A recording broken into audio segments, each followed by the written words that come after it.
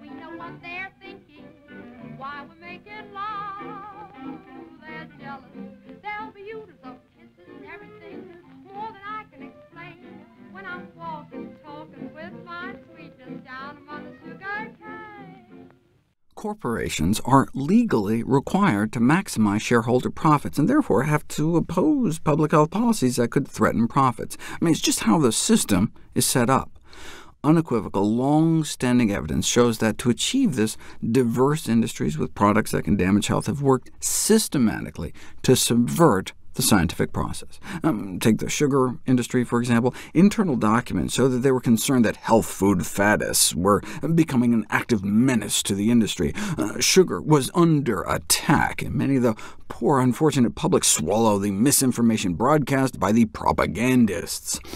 What were books like Yudkin's Pure, White, and Deadly saying? All of the propaganda is to the effect that sugar is a non-essential food. No! How dare they say sugar is a non-essential food? Next they'll be saying it's not really food at all. And that was the sugar industry's line. Sugar is a cheap, safe food. And this coming from the founder and chair of Harvard's nutrition department, Frederick Stare, long known as Harvard's sugar-pushing nutritionist. Not only did the sugar industry try to influence the direction of dental research, but heart disease research as well, paying Stare and colleagues to write this review to help downplay any risk from sugar. Now, to be fair, this was 5 years before we even realized triglycerides were also an independent risk factor beyond just cholesterol. The main reason attention stayed focused on saturated fat is not because of the might of the sugar industry. There was just not as much data to support it. In fact, the even more powerful meat and dairy industries loved the anti-sugar message. Who do you think sponsored Yudkin? Right? In fact, on the first page of Pure, White, and Deadly, he thanks all the food and drug companies that have provided him with constant, generous support. Who paid for Yudkin's speaking tour? The egg industry, of course, to try to take some heat off of cholesterol. Hegstead, one of the co-authors of the funded review, wasn't exactly an industry cheerleader. He recommended people cut down on all the risky stuff: less meat, less saturated fat, less cholesterol, and less sugar, less salt. It wasn't the sugar industry that got him fired for speaking truth to power. It was the beef industry. The sugar industry was able to conceal its funding because the New England Journal of Medicine didn't require disclosure of conflicts of interest until 17 years later. These muckraking researchers suggest policymakers should consider giving less weight to food industry-funded studies. But why is the food industry funding studies at all? Right? When it comes to the corporate manipulation of research, ultimately, conflicts of interest don't just need to be disclosed and managed, but ideally eliminated. Right? Things may not change until public health researchers start refusing to take money from the junk food industry, period. It worked for tobacco. Many prestigious medical and public health institutions have instituted bans on tobacco industry funding. But wait, can't scientists remain objective and impartial even in the face of all that cash? Apparently not, as industry-funded research has been shown to be up to 88 times more likely to produce funder-favorable outcomes. What, do we think corporations are in the business of just handing out money for free? The classic example is the American Academy of Pediatric Dentistry, who accepted a $1 million grant from Coca-Cola. Before the grant, their official position was that the frequent consumption of sugary beverages can be a significant factor in the initiation and progression of dental cavities, which after the grant changed to scientific evidence is certainly not clear on the exact role the soft drinks play. As CSPI's Integrity in Science project put it, what a difference $1 million makes.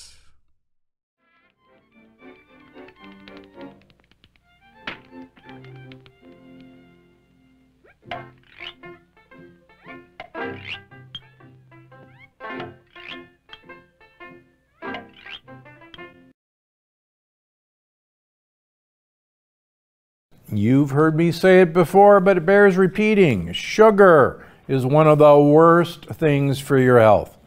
Yet it's hiding in almost all of the foods we regularly consume. In fact, the average American eats about 153 pounds pounds of sugar every year, whether they know it or not. For reference, that's about the size of a baby giraffe. That's a lot of sugar. Sadly, our health is paying the price. But the good news is there is something you can do about it. With the information I'm about to share, you can truly have your cake and eat it too. All right, let's talk about the problem with sugar. Let's start with the basics. What is sugar? Well, sugar is we think of it as a carbohydrate. A sugar molecule, glucose, is a sugar molecule.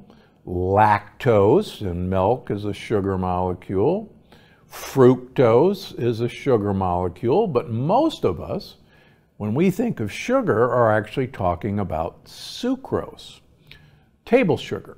Sucrose is half glucose and half fructose. Now, many people now dread high fructose corn syrup. In fact, most high fructose corn syrup is about 45% glucose and 55% fructose. But plain old table sugar is 50-50 fructose and glucose. Now, there's a lot of misconceptions about, oh, fructose is good, it doesn't work the same way glucose does. If you've read The Energy Paradox, or for that matter, if you've read any of my books, you know that fructose may be actually more mischievous than glucose in terms of causing fatty liver, in terms of causing elevated cholesterol, and we'll get to that in a minute. But the point is, sugar is sugar is sugar. Now, most people have pretty much made the connection between sugar consumption, drinking sugary drinks, and obesity. But what most people still haven't figured out is the effect sugar has on your gut microbiome. The gut microbiome, part of it, loves sugar, but unfortunately it's actually the bad bacteria in your gut. And the bad bacteria in your gut, and certainly other fungal species like Candida, thrive on sugar. On the other hand, the other good bacteria in your gut really don't do well with simple sugars. Instead, they like complex sugar molecules, fiber. And that's bunches of sugar molecules all joined together that are very hard for us to break apart, but are very easy for these gut bacteria to ferment. Now, Candida, which I mentioned before, thrives in a sugar environment. And you may remember that I recently did a science experiment to show you how that works. You can actually find it here on my YouTube channel. And we actually fed sugar to yeast, Candida, and you can watch what happens. And it's great must-see television, if I do say so myself. You may remember that Hippocrates and I say all disease in the gut begins in the gut.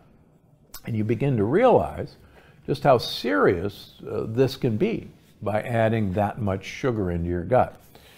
Now, I've written about this before, and I've actually written an editorial for Thrive.com looking at the effect of World War II rationing. Many of you are aware that during World War II, the United States and many other countries rationed sugar and flour during the war to support our troops. And during the war, with sugar and flour rationing, diabetes plummeted around the world, in the United States, in England, in Denmark, and heart disease plummeted around the world for 5 years during World War II, all because sugar and flour was rationed. And let's not mince words.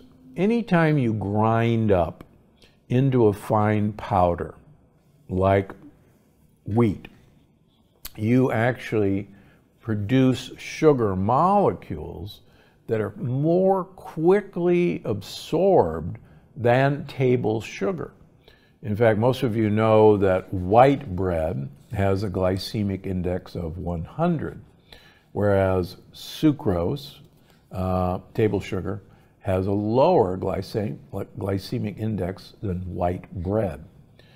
And when my patients tell me they don't eat sugar, but they're having bread, I reassure them that there are 4 teaspoons of sugar in each slice of bread. And so when you're having a sandwich, you're inadvertently having 8 teaspoons of sugar, even though it's not appearing on the label. And we'll get to reading labels in just a second. Sugar also takes a huge toll on your immune system.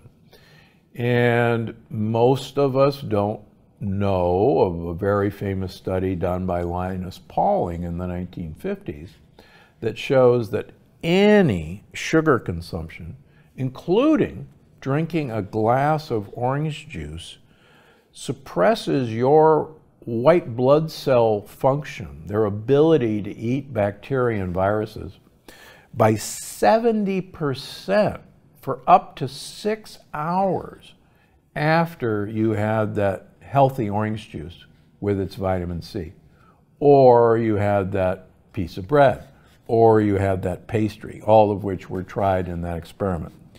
So sugar is, what a whammy. Now, don't even get me started on the effect of heart health. Over and over again, we're told about the dangers of saturated fats and of cholesterol. But in fact, most cholesterol is manufactured in our body. And most cholesterol, most elevated cholesterols in my practice, come from people's sugar consumption. Sugar is converted into the first form of fat, which is triglycerides. Triglycerides, in turn, are carried by cholesterol. So the more sugar you eat, the more triglycerides you make, and the more triglycerides you make, the higher your cholesterol goes. And there are many, many, many studies showing that it's your triglyceride level that has the biggest impact on you and your heart in terms of developing coronary artery disease. And that's why anyone in my office knows I'm a really mean person, and I want their triglycerides to be 40 to 50. And the national standard says that 150 is absolutely normal. And I can tell you that national standard was put there because if you have a triglycerides of 150, I guarantee you that I will have to put you on a statin drug to lower your cholesterol. So it's kind of, oh, a triglyceride level of 150 is normal. I guess I need statin drugs because my cholesterol is so high. And imagine my patient's shock when we lower their triglycerides by removing their fruits and sugars and other sources of sugar from their diet, that their cholesterol plummets just by getting rid of the sugar in their diet. Now, as anyone knows, I'm I guess a recovered sugarholic. Maybe you never recover. But the effect of sugar as an addictive substance is incredibly well known and well studied. We know that studies on rats will choose sugar over both heroin and cocaine if they get the opportunity to press a lever. And they will always go for the sugar hit instead of heroin and cocaine. And think about that for a little while. Okay, so getting off of sugar is pretty doggone hard. One of the reasons it's so hard is because our tongue is 2/3 of the surface is sugar receptors. They're actually sweet receptors, not sugar receptors. So they're looking for sweetness. And fruit season only occurred once a year, usually in the late summer and early fall. And even in the jungle, fruit does not ripen year-round. There are always dry seasons or rainy seasons or cold seasons when fruit isn't produced. So it would be advantageous for us to have sweet receptors on our tongue to make us literally want to eat sweet things that had sugar content. And that sugar content, by the way, was fructose. And we recently had a podcast guest who wears a continuous glucose monitor and has recently been shocked with how healthy fruit spikes his blood sugar. And I see this all the time in my patients. I see it all the time in their blood work and triglycerides. And fruit is just another form of sugar that will spike your blood sugar. I guarantee it. Okay, so we got to get rid of sugar, but sugar is hiding everywhere. So you got to look at labels, and there are lots of sugar disguises. Things like brown rice syrup, glucose, fructose, agave. These are all other words for sugar. Now, there's an even more important trick for decoding food labels. As you remember, the food labels were manipulated to hide the sugar content. And this was done at the behest of big agriculture.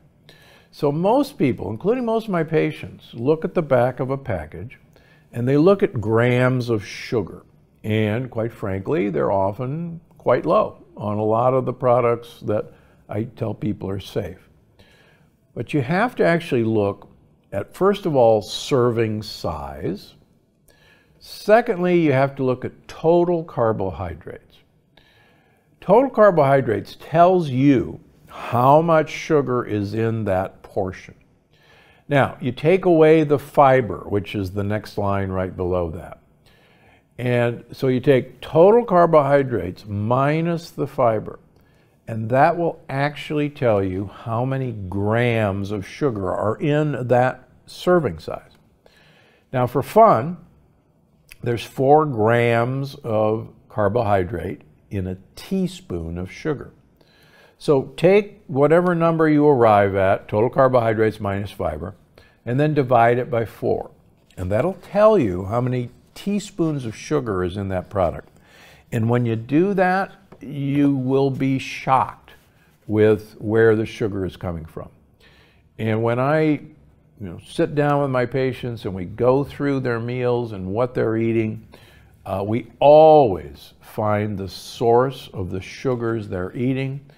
And many of them are apoplectic because it doesn't taste sweet. And they were looking at that sugar on the label, not total carbohydrates. And once we show them that, and once they change and get that out of their diet, not only does their triglycerides plummet, their insulin levels plummet, their pre-diabetes or diabetes goes away, and bonus, their cholesterol numbers plummet. And their good cholesterol goes up. It's win-win-win. All right, I'm going to say it again. I said it in my first book. I say it in every book. Please give fruit the boot. Fruit has been hybridized, genetically modified to have more and more and more sugar content and to be bigger and bigger than ever before. And I've said this ad nauseum. The other problem we have is we now have fruit available 365 days a year.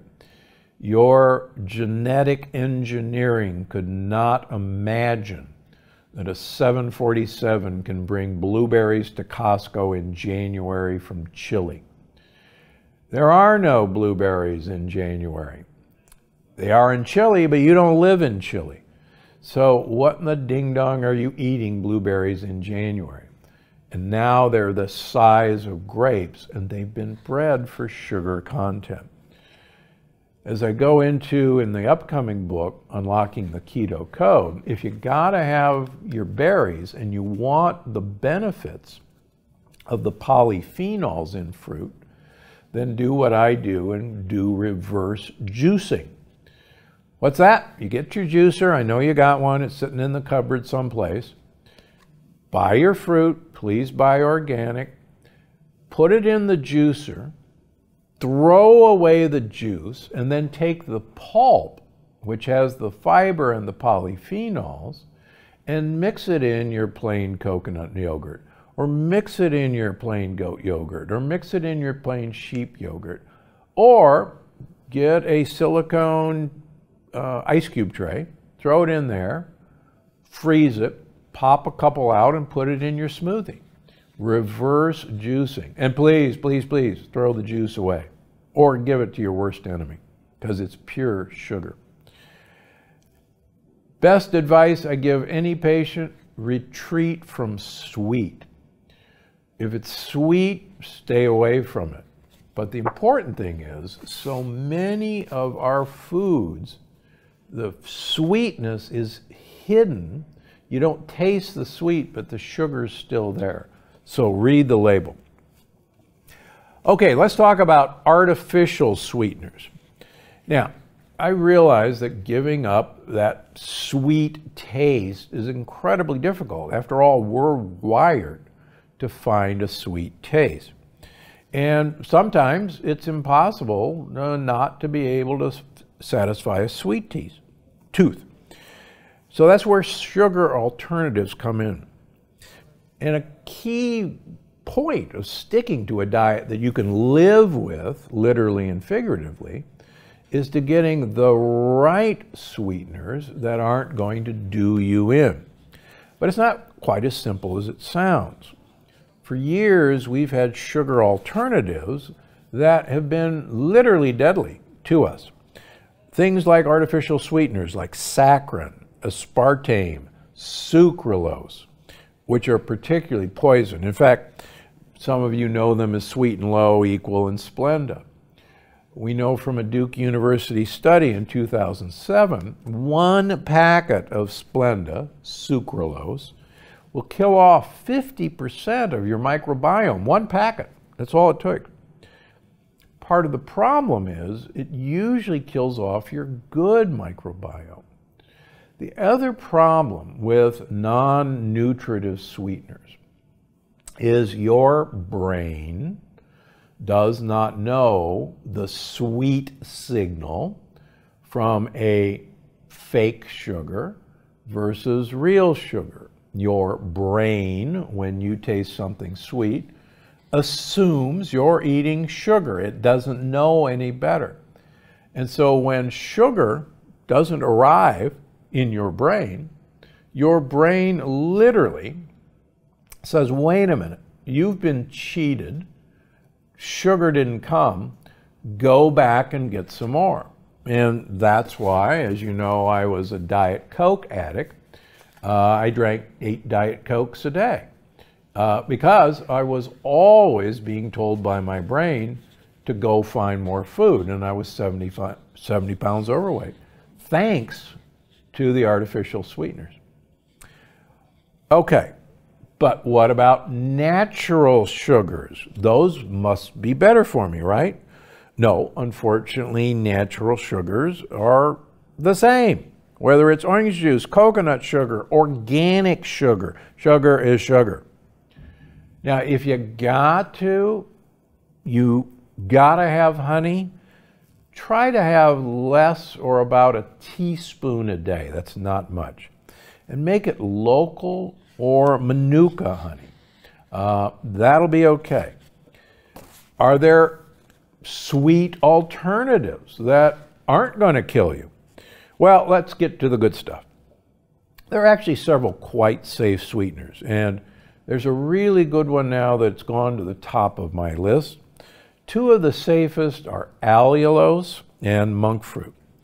Now, both of them offer you that sweet taste without spiking your blood sugar. And they do so while also feeding your gut buddies with prebiotics. In fact, allulose has now been granted a prebiotic fiber designation by the FDA. For those of you who don't know allulose, I've touted it in The Energy Paradox, and it figures prominently in Unlocking the Keto Code, my next book. Allulose is a rare sugar. It was first discovered in figs, but it's a very rare sugar. So it is a, quote, natural sugar. But it has no caloric value, but it's really sweet. The nice thing about allulose is it has fiber. And I've found, and I think Kate has found as well, that allulose works really well in baking recipes and also in ice cream recipes. It's really now my go-to sweetener. But please, look for non-GMO allulose. There's a lot of allulose being produced. Most allulose is produced from corn. It does not have any corn lectins or corn proteins, folks. But look for non-GMO. It's available, and I think you're going to like it.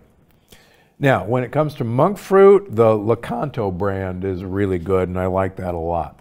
There are several now chocolates that are sweetened with monk fruit. There are a couple chocolate bars coming out with allulose. They're a little expensive right now, but stay tuned. Another great option is inulin. Now, inulin is the sugar in chicory that's also probably the best prebiotic there is. Just like sugar is a great product, but wherever you see inulin, that's also a good alternative. And you can buy inulin in bulk. It does have a sweet flavor. It's not an overwhelming sweet flavor, so you got to use a lot of inulin if you're using it purely as a sweetener. But it gives you a great prebiotic fiber at the same time.